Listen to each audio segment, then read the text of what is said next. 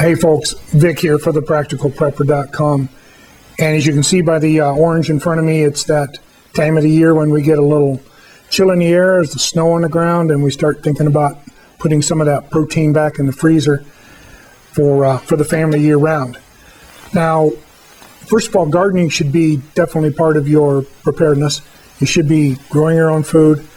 You know, there may come a time when you can't get it. And not to mention the food that you're going to grow is a whole lot better than what you can buy in the store.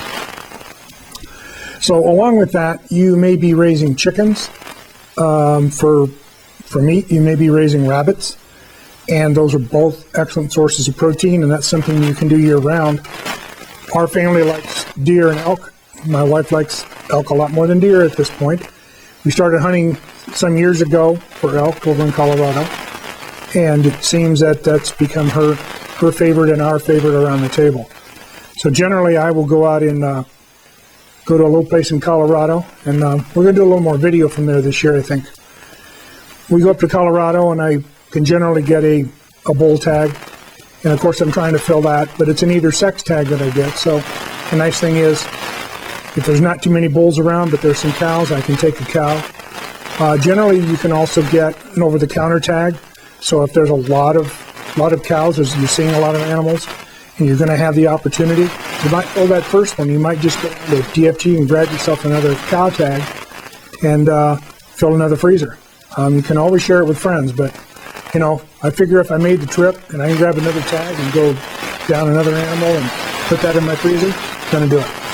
So if you've seen things in the past from me, you've seen some stuff in the orange bags, and basically, these are my saddle bags. We hunt off horseback every year.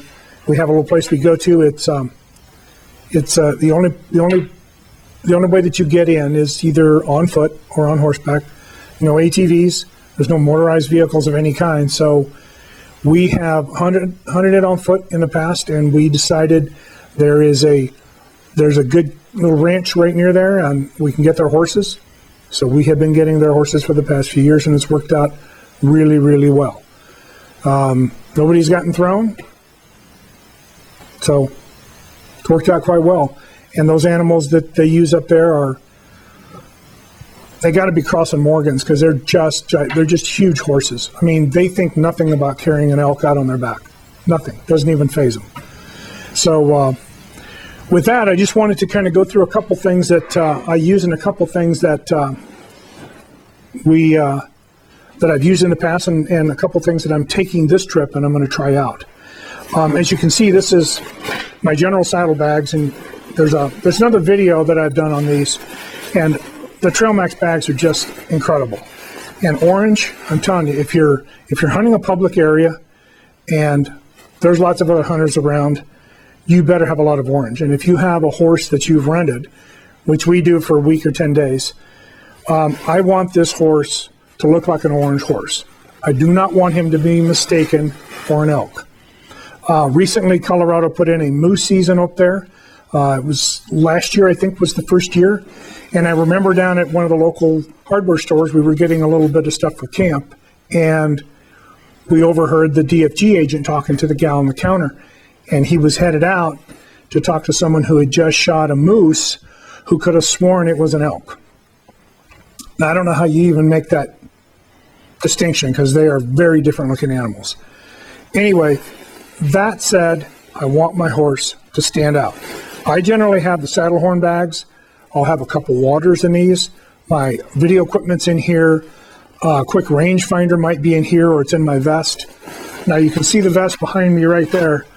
That one I wear religiously, on, off the horse. If I'm butchering an animal, I will generally hang it up in the tree next to me so that I've got some more orange hanging around. So that's my saddle bags, or saddle horn bags. These are my full-size saddle bags. They've got a real nice nylon padded inside. Anything you put in here takes care of, and it's just really simple. You put your saddle on, slide these up behind. You got two tie downs here. Comes off your saddle tie downs. And then these right underneath here, these go up on the front halter. And these bags don't move around, and the horses act like they aren't even there.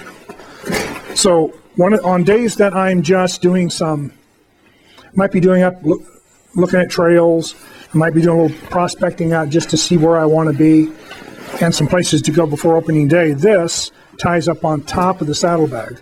Generally, my spotting scope, my tripod, that kind of thing will go in here if I'm taking it.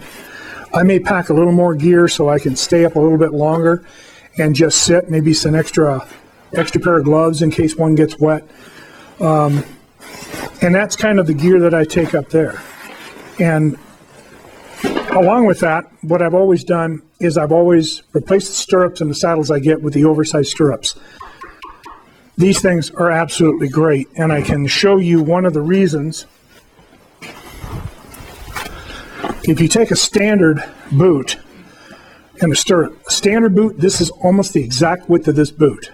So once you put it in that stirrup, if you've got to kick out for any reason and get away from that horse, this is probably going to get hung up. This doesn't get hung up. Even with some mud on the boot, you still got clearance. So I really like these. Now, something else that I'm going to add to my gear this year, get these out of the way.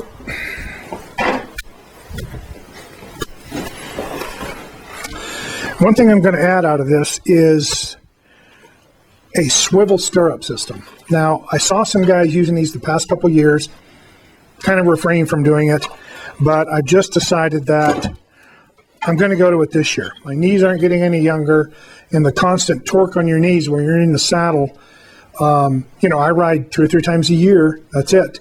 And to go up there and get in the saddle for 10 days and think that you're a full-on cowboy is you need to be honest with yourself. You're not. You're going to hurt. Your knees are going to hurt. So what these do, and I'll take them on my normal saddle, normal stirrup. Normally the stirrups come down, and this will lay flat against the horse. Well, you have to torque this to put your foot in it. There's always torque on your knee. Now, I've done enough to my knees over my life that I don't need to put any more on it than I need to. So what the swivels do is that this swivel will attach right here, and this now fits onto the flat part. So now your stirrups are free to move into one position without torque. These are really nice. I'm going to try these this year. I know a lot of guys over the past 2 or 3 years that I've seen up there have gone to them, and they seem to just love them. So we're going to give them a shot.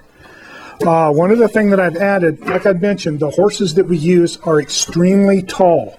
They're big horses. There are times up there when it's real hard to get remounted when you're off. If you've got gear, if you've got a little pack, it's pretty hard to get back on. They recommend doing a step up. That's actually better on the horse's back. It puts less strain on them. So what this particular stirrup does, it's just a single stirrup. And this will go over the saddle horn, and it will just hang there on the horse. And when you need it, what you pull out is one extra stirrup. Now you preset this to length. Basically, it goes around the far side of the saddle and hangs over. This will hang much lower than this stirrup up front will. So this becomes a step-up stirrup. So you can literally step in with your right foot. You've got reins, you've got this.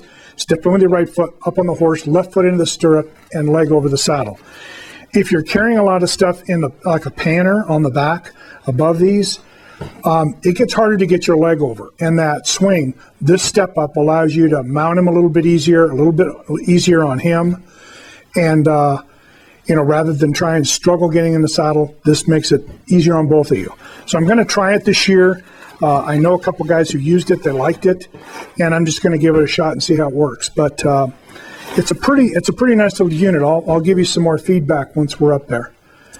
The third and last thing that I wanted to review with you is that my hunting partner Brian and you, if you've seen the site, you've seen Brian in the vids.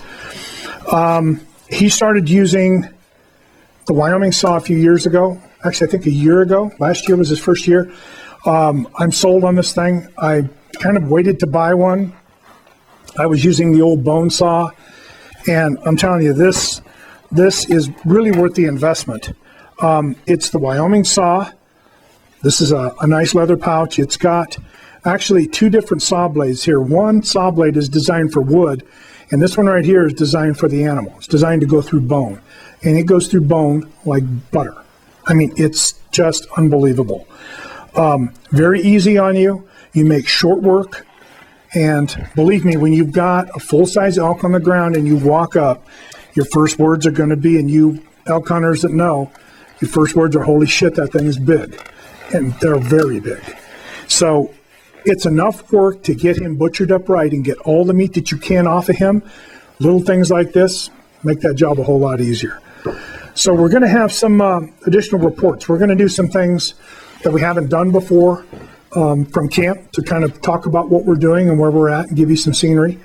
If you look on the YouTube site here, you'll see some things from previous years that I've actually started putting video up. And just kind of like to go over this stuff and see what you hear. Now, of course, the thing that we all want to hear, when we're out there,